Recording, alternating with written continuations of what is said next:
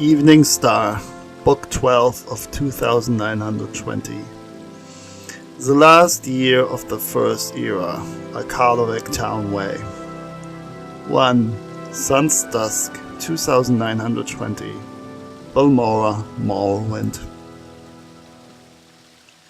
The winter morning sun glinted through the cobweb of frost on the window, and Almalexia opened her eyes. An ancient healer mopped the wet cloths across her head, smiling with relief. Asleep in the chair next to her bed was Vivek. The healer rushed to a side cabinet and returned with a flagon of water. "How are you feeling, goddess?" asked the healer. "Like I've been asleep for a very long time," said Almalexia. "So you have 15 days, said the healer, and touched Vivek's arm. "Master, wake up, she speaks."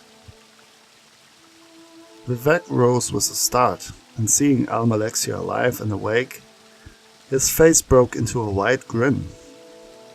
He kissed her forehead and took her hand. At last there was warmth again in her flesh. Almalexia's peaceful repose suddenly snapped. "Those are Syl." "He's alive and well," replied Vivek. "Working on one of his machines again somewhere.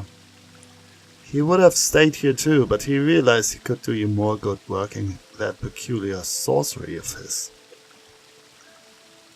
The Castellan appeared in the doorway. "Sorry to interrupt you, Master, but I wanted to tell you that your fastest messenger left late last night for the Imperial City." "Messenger?" asked Almalexia. "Vivek, what has happened?" "I was to go and sign a truce with the Emperor on the 6th, so I sent him word that it had to be postponed." "You can't do me any good here," said Almalexia, pulling herself up with effort. "But if you don't sign that truce, you'll put Morrowind back to war, maybe for another 80 years. If you leave today with an escort and hurry, perhaps you can get to the Imperial City only a day or two late." "Are you certain you don't need me here?" asked Vivek. "I know that Morrowind needs you more." 6. Sun's Dusk, 2920. The Imperial City, Cyrodiil. The Emperor Raman III sat on his throne, surveying the audience chamber. It was a spectacular sight. Silver ribbons dangled from the rafters, burning cauldrons of sweet herbs simmered in every corner, Pyandonian swallowtails sweeping through the air, singing their songs. When the torches were lit and the servants began fanning, the room would be transfigured into a shimmering fantasyland. He could smell the kitchen already, spices and rose. The potentate Verziduche and his son Severian Chorek slithered into the room, both bedecked in the headdress and jewelry of the Sesshi. There was no smile on their golden face. There seldom was one. The Emperor still greeted his trusted advisor with enthusiasm. "This ought to impress those savage dark elves," he laughed. "When are they supposed to arrive?" "A messenger's just arrived from Vivek," said the potentate solemnly. "I think it would be best if your Imperial Majesty met him alone."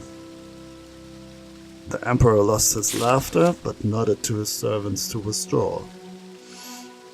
The door then opened, and the Lady Corda walked into the room, with a parchment in her hand. She shut the door behind her, but did not look up to meet the Emperor's face.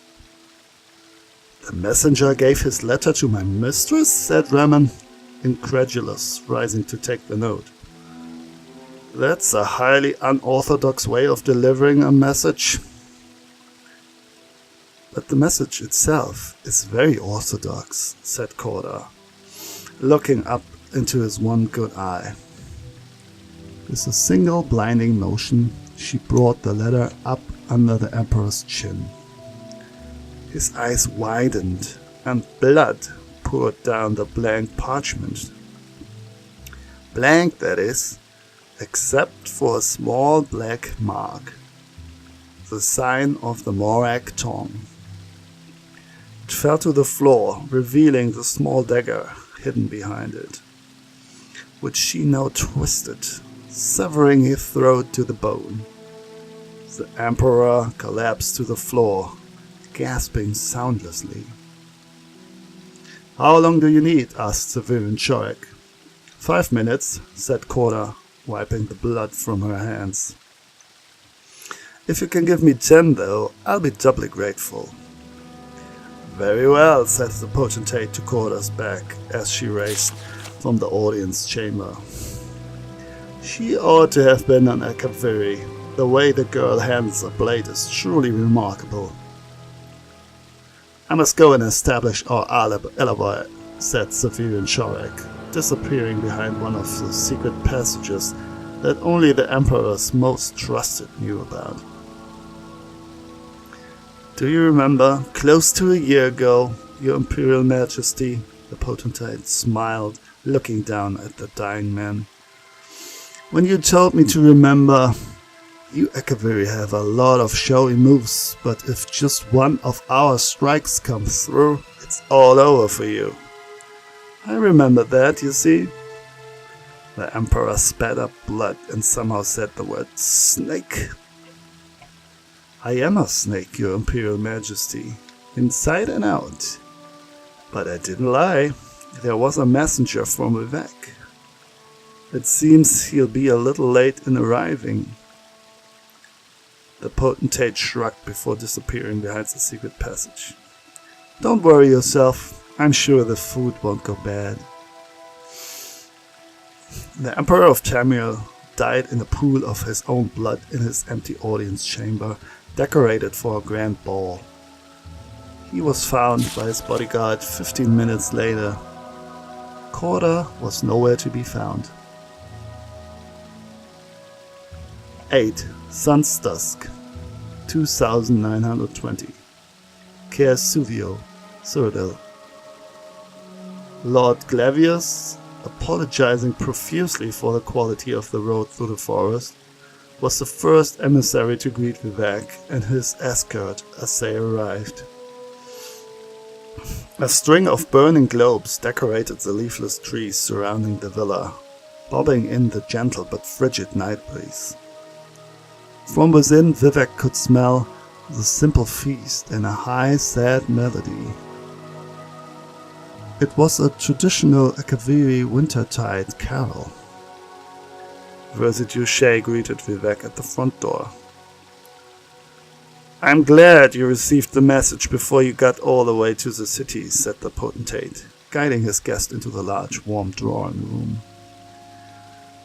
"We are in a difficult transition time, and for the moment it is best not to conduct our business at the capital." "There's no heir?" asked Vivek. "No official one, though there are distant cousins vying for the throne.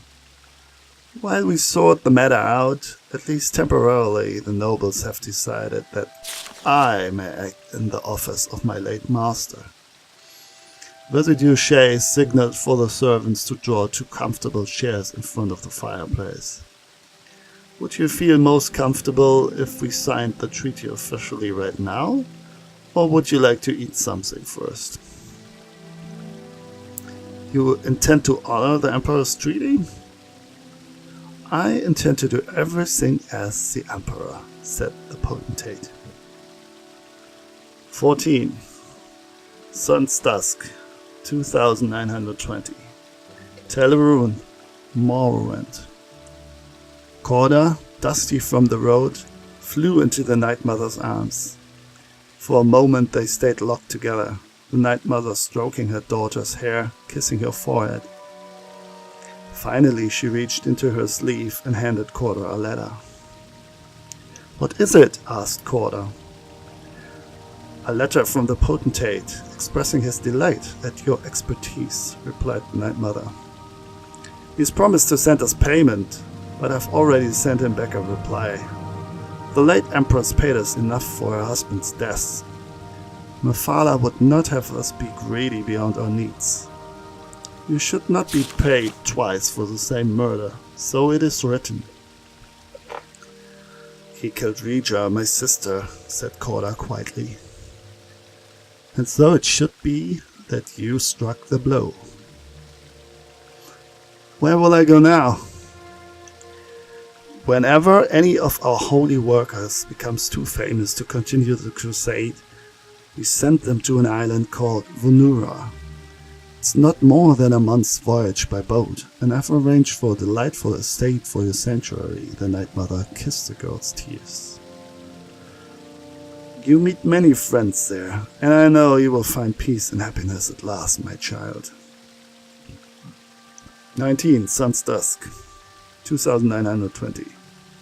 Mournhold, Morrowind. Almalexia surveyed the rebuilding of the town. The spirit of the citizens was truly inspirational, she thought as she walked among the skeletons of new buildings, standing in the blackened, shattered remains of the old. Even the plant life showed a remarkable resilience. There was life yet in the blasted remains of the comberry and rhubarb shrubs that once lined the main avenue. She could feel the pulse. Come springtide, green would bolt through the black. The Duke's heir, a lad of considerable intelligence and sturdy Dunmer courage, was coming down from the north to take his father's place. The land would do more than survive. It would strengthen and expand. She felt the future much more strongly than she saw the present. Of all the things she was most certain of, she knew that Mournhold was forever home to at least one goddess. 22. Sun's Dusk, 2920. The Imperial City, Cyrodiil. "The Cyrodiil line is dead," announced the potentate to the crowd gathered beneath the speaker's balcony of the Imperial Palace. "But the Empire lives. The distant relatives of our beloved Emperor have been judged unworthy of the throne by the trusted nobility who advised His Imperial Majesty throughout his long and illustrious reign. It has been decided that as an impartial and faithful friend of Ramon III, I will have the responsibility of continuing on in his name." The Akaviri paused, allowing his words to echo and translate into the ears of the populace. They merely stared up at him in silence. The rain had washed through the streets of the city, but the sun, for a brief time, appeared to be offering a respite from the winter storms. "I want to make it clear that I am not taking the title Emperor," he continued. "I have been and will continue to be Potentate Versailles, an alien welcomed kindly to your shores. It will be my duty to protect my adopted homeland, and I pledge to work tirelessly at this task until someone more worthy takes the burden from me. As my first act, I declare that in commemoration of this historical moment, beginning on the 1st of Morning Star, we will enter year 1 of the second era as time will be reckoned. Thus we mourn the loss of our imperial family and look forward to the future." Only one man clapped at these words. King Drozel of Senchel truly believed that this would be the finest thing to happen to Tamriel in history. Of course, he was quite mad. 31. Sun's Dusk, 2920. Ebonheart, Morrowind. In the smoky catacombs beneath the city where Sotha Seal forged the future with his arcane clockwork apparatus, something unforeseen happened. An oily bubble seeped from a long, trusted gear and popped. Immediately, the wizard's attention was drawn to it and to the chain that tiny action triggered. A pipe shifted half an inch to the left. A thread skipped. A coil rewound itself and began spinning in a counter direction. A piston that had been thrusting left, right for millennia suddenly began shifting right, left. Nothing broke, but everything changed.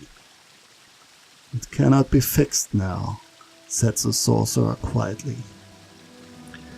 He looked up through a crack in the ceiling into the night sky. It was midnight. Second era, the age of chaos, had begun.